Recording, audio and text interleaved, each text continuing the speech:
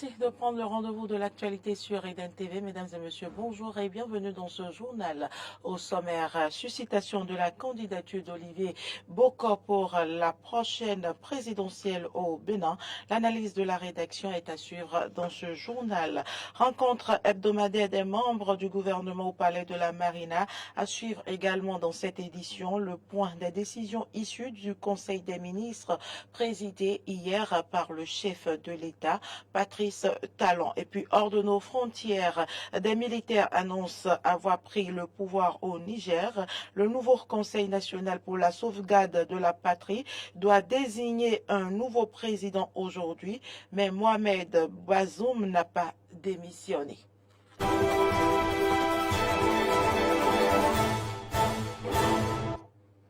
Merci pour l'attention.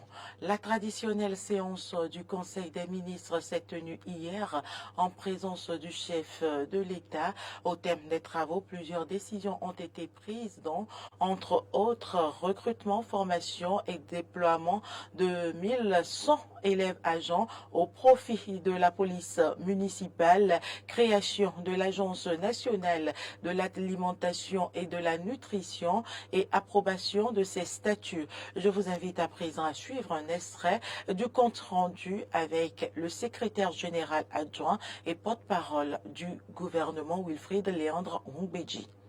Formation et déploiement de 1100 élèves agents au profit de la police municipale.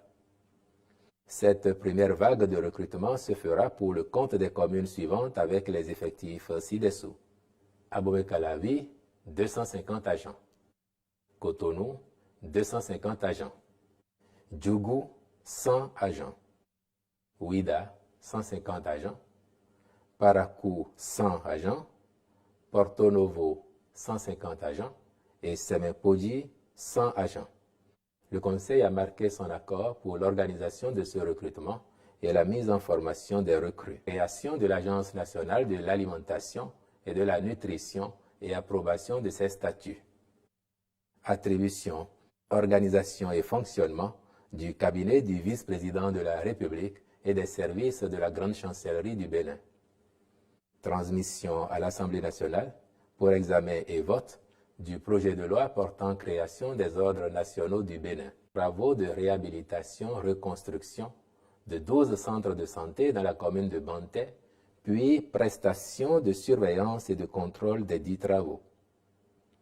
Prévu au programme d'action du gouvernement, il concerne les centres de santé des localités de Bobé, Atokolibé, Gouka, Lugba, Pira, Koko, Bano, Djabalo, Galata, Okuta-Ose, Agua et Akbassi.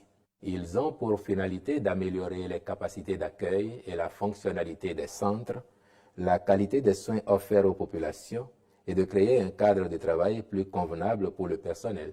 Réhabilitation de 4 centres hospitaliers et universitaires, 4 centres hospitaliers départementaux, 15 hôpitaux de zone et construction de 7 hôpitaux de 65 lits.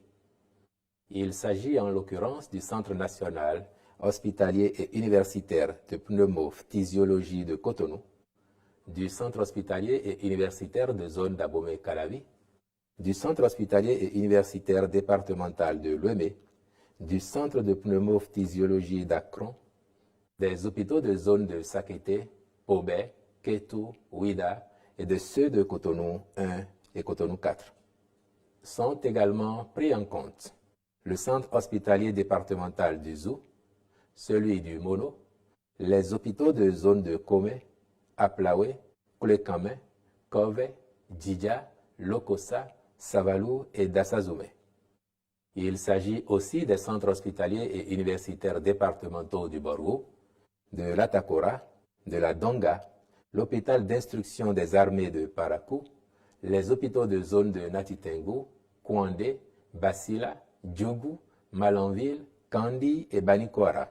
Une fois achevés, ils induiront une amélioration des capacités d'accueil, de la qualité des soins offerts aux populations, un développement des pôles de compétences et des spécialités, une facilitation de la référence et la contre-référence, de même qu'un cadre de travail plus convenable pour le personnel de santé, toutes choses qui favoriseront une fonctionnalité optimale de ces établissements hospitaliers.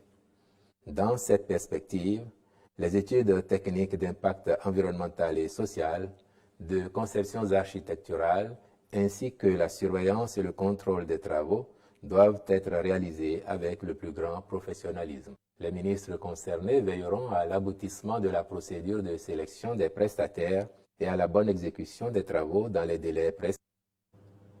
À 3 ans de l'ère présidentielle de 2026, il s'observe des suscitations de candidatures à travers des déclarations de presse.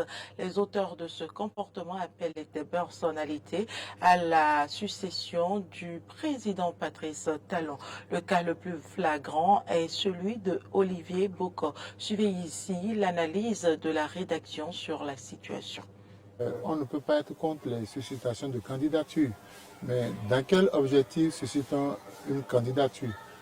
Actuellement, ce que nous voyons dans le pays, les Béninois, sous diverses formes, suscitent la candidature d'Olivier Boko, disons les choses clairement. La succession du président Patrice Talon à l'issue du scrutin présidentiel de 2026 semble être déjà une préoccupation majeure pour certains Béninois, mais il se pose plusieurs questions. Celle de savoir si le moment est propice et si les animateurs des fan clubs Olivier Boko créés ça et là sont les personnes indiquées. Décider de supporter la candidature d'un citoyen pour 2026 pourrait paraître précipité.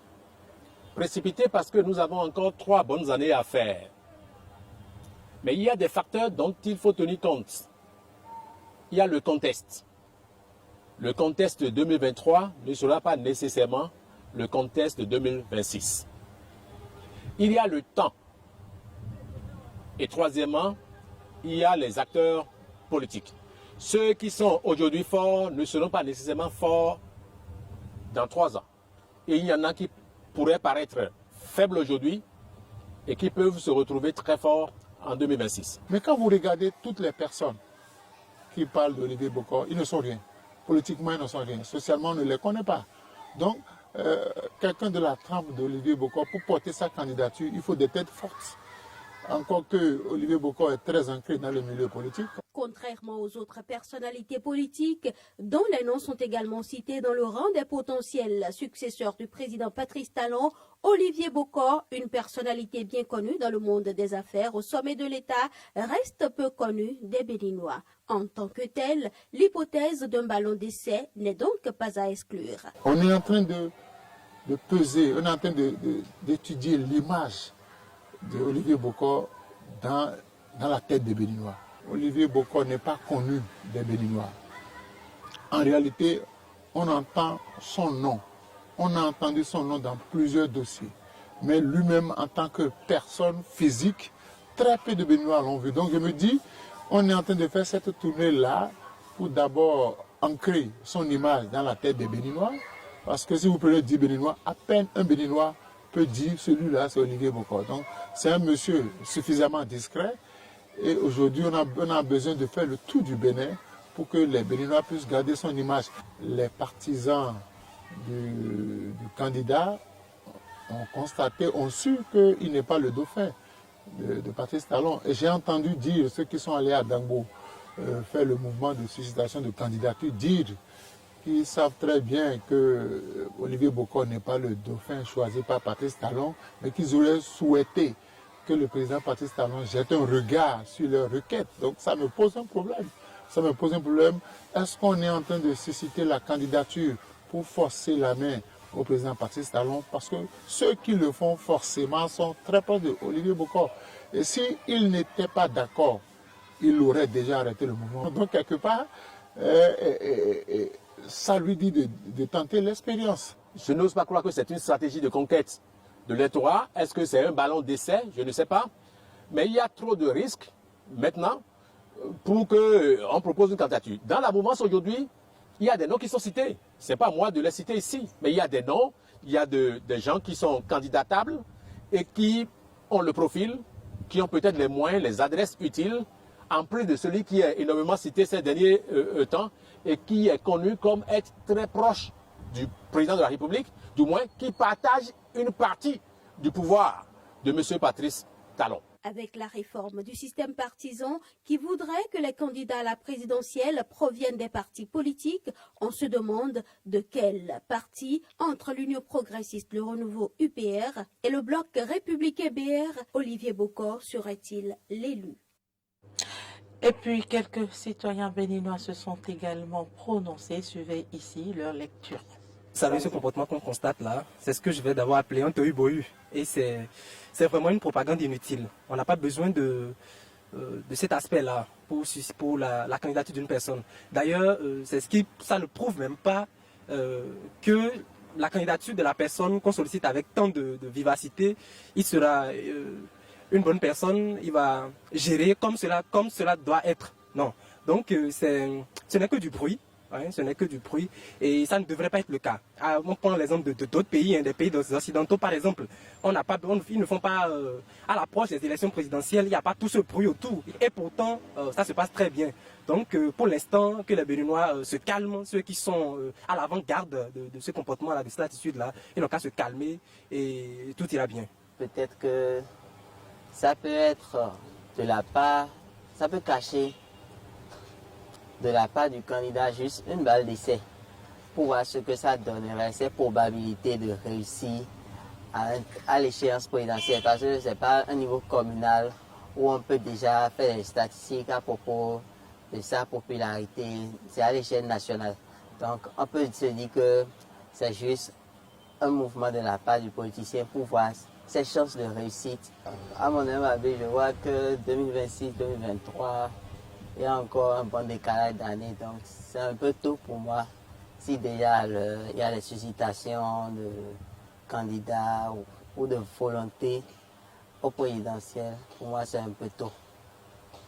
Moi, je ne le connais pas totalement, mais je ne sais pas si la majorité de la population le connaît. Peut-être que pour ceux qui le font, ils aient de l'argent en retour, parce que les élections, qu'on parle d'élections et que le Béninois entend élection, c'est que non, on doit se remplir les poches, quoi. Il n'est pas connu au plan politique. Ce n'est tout d'abord pas un homme politique. Et là, on peut dire que sa candidature est une candidature qui est à l'avance. C'est-à-dire qu'il y a encore beaucoup de temps. La présidentielle, c'est pour 2026. Bien avant 2026, on peut avoir d'autres favoris. C'est vrai qu'il paraît qu'il n'est pas content de ce comportement des Béninois, mais on attend qu'il vienne le dire lui-même.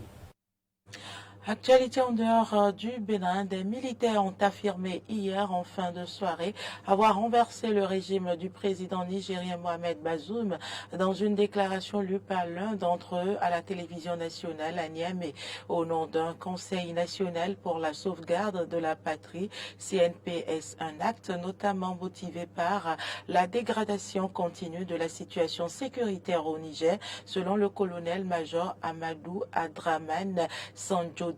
Aujourd'hui, un communiqué publié sur le compte Twitter des forces armées nigériennes affirme que l'état-major des armées a décidé de souscrire à la déclaration des putschistes.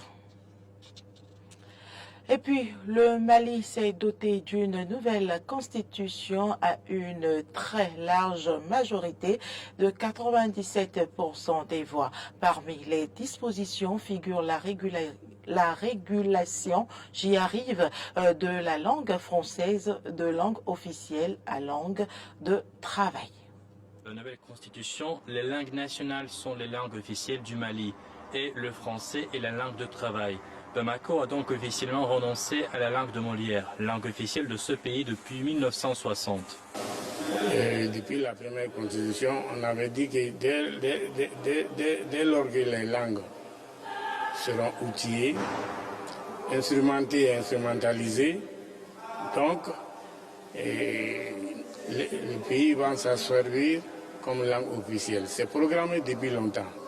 Mais on n'est pas venu précipitamment à cela.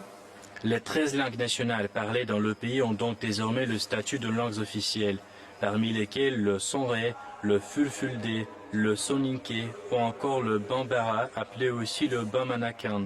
Cette dernière est la plus parlée sur le territoire. C'est une langue qui est vraiment important dans notre société car tous les Maliens, toute la population malienne parle presque dans ce langue, quoi. Donc c'est très important d'apprendre le Bamalankan. Une tendance qui montre le détachement des Maliens envers la langue française, que beaucoup considèrent comme la langue du colonisateur. Les tendances ont montré depuis la mise en circulation du draft de constitution que les Maliens, pour la majorité, pour une grande majorité, sont pour que les langues nationales occupent une plus grande place dans la sphère publique. Le français, héritage colonial d'une grande partie de l'Afrique de l'Ouest, est maîtrisé à un bon niveau par moins de 10% de la population malienne. C'est tout pour ce journal. Merci pour l'attention. À très bientôt.